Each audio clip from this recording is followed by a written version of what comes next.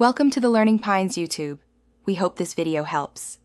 In this video, I will explain how to use the data monitor in Cobblemon. This handy tool is your go-to for understanding your Pokémon's hidden potential.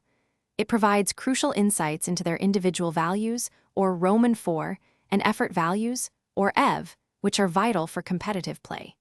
You can typically access it through a specific item or a simple command within the game. Let's dive into how to interpret its display and make the most of this powerful feature.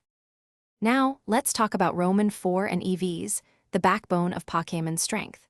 Individual values are like a Pokémon's genetic potential, ranging from 0 to 31 for each stat.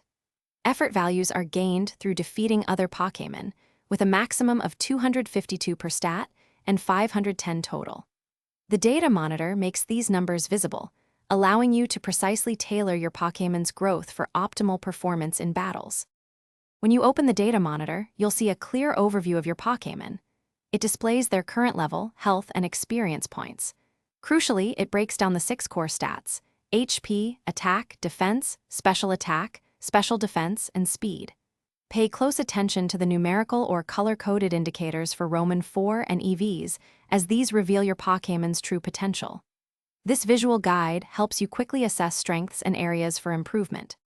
Beyond basic viewing, the data monitor is a powerful tool for advanced strategies. Use it to meticulously plan your EV training, ensuring each stat receives its desired 252 points. It's also invaluable for identifying Pokémon with ideal Roman 4 for breeding, helping you create stronger offspring. Continuously monitor your progress to confirm efficient stat allocation. By combining this data with your Pokémon's nature and ability, you can craft truly formidable team members. Thanks for watching. Consider subscribing if we helped you.